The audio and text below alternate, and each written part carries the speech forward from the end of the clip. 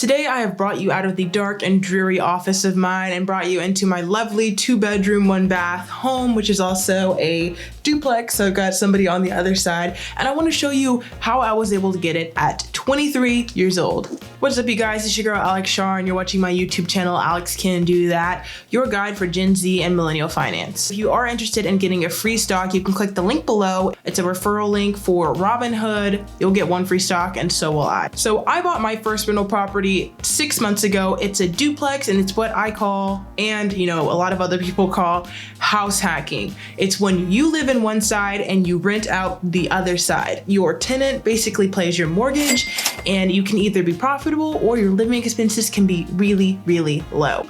When people are ready to buy their first house, I always urge them, don't buy a big single family house that you can barely afford. I really would suggest doing something like this. That way you don't have to work to live and live to work, paying your bills nonstop. Have somebody else paying for you. So when me and my partner were first buying this property, we had so many questions and so many of them stayed unanswered until it was too late. So I basically wanted to clear some things up of what to expect when you're purchasing your first rental property.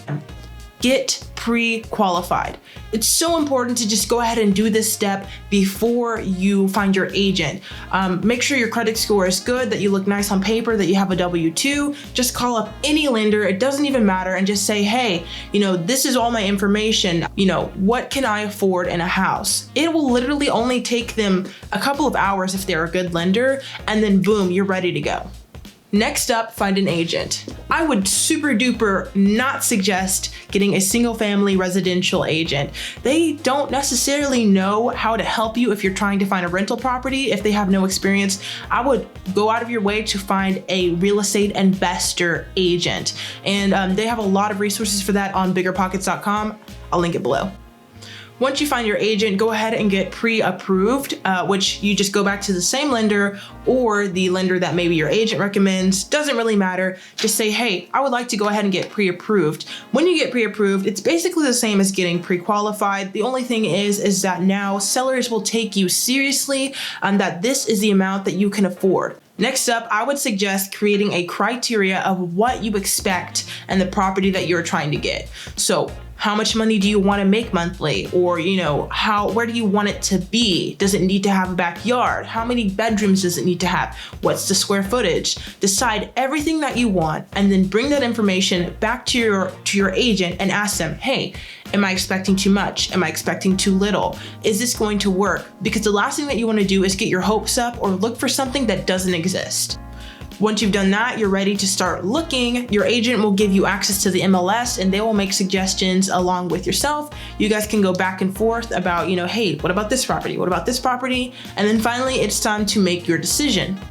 Now, once you've decided to make an offer on a property, it's not set in stone, you're good to go, but basically this is how it goes. There's a listing for $315,000 and you say, hey, I'd like to buy your home for $300,000. They can say, no, we don't accept your offer. They can say, I'd like to counter that. How about you can buy it for $310,000? Or they can just ignore you, or they can accept your offer.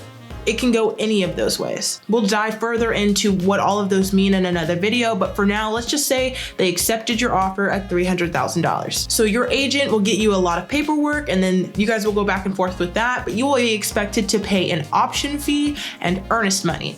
The option fee is typically anywhere between $100 to maybe even $500, just depending on how expensive of a home you're getting. But if you're in the $300,000 range, I'd say anywhere from $100 to $200.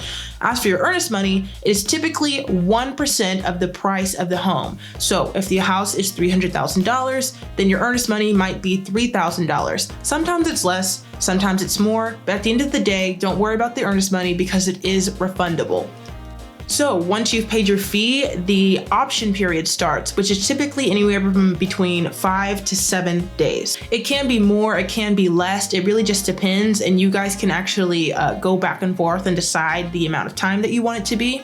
And this is when you get to decide, do you actually want this property? This amount of time is very, very important. This is when you go in and you look at it for yourself and you decide, do I want to live here? This is when you go and you look around and you say, is this property in good condition, or is it in condition enough to where I will actually want to purchase it? I personally would suggest going crazy with your inspections. I would get the roof, the foundation, the HVAC, the plumbing, and the electricity. Yeah. So the roof and the foundation can be the most expensive items long term, but the great thing about it is that both of those inspections are free in Texas. I'm not sure about other states. AC and electricity are typically pretty mutual. They're not super duper expensive. Usually they're anywhere from between $100 to $200. But plumbing is the really big deal. Messed up plumbing can cost you thousands of dollars. And so getting a really good inspection, I would really suggest that. But also plumbers are kind of like mechanics. If they know that you don't know what you're talking about, they can and will rip you off. So I really would suggest getting with a friend or a family member and saying like, hey, do you know a good plumber?